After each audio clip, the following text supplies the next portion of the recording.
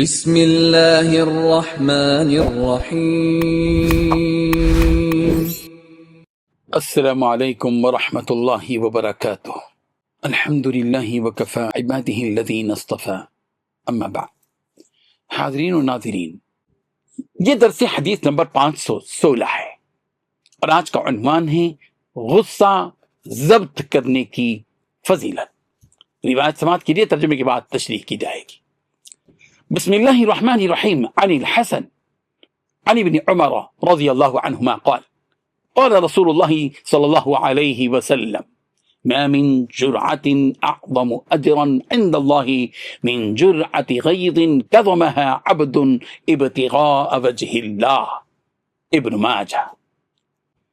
ترجمہ یوں ہے، حضرت عبداللہ ابن عمر رضی اللہ عنہما سے روایت ہے کہ رسول اللہ صلی اللہ علیہ وسلم نے ارشاد فرمایا، اللہ تعالیٰ کے نزدیک کسی گھونٹ کا اجر اتنا عظیم نہیں جتنا اس غصے کے گھونٹ کا ہے جسے بندہ اللہ تعالیٰ کی رضا کے لیے پی جائے۔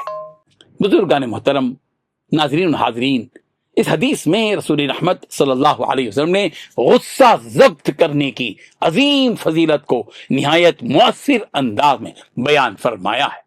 انسان کی طبیعت میں غصہ ایک فطری جذبہ ہے، لیکن اصل کمال یہ ہے کہ انسان اپنے غصے کو قابو میں رکھے اور اللہ تعالیٰ کی رضا کی خاطر اسے ظاہر کرنے سے باز رہے۔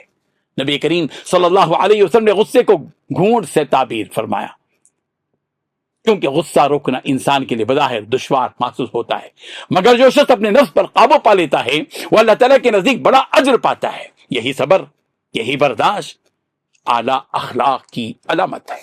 یہ حدیث ہمیں یہ بھی سکھاتی ہے کہ طاقت صرف جسمانی قوت کا نام نہیں ہے، بلکہ حقیقی طاقت اپنے جذبات پر قابو کرنے میں ہے، قابو پانے میں ہے۔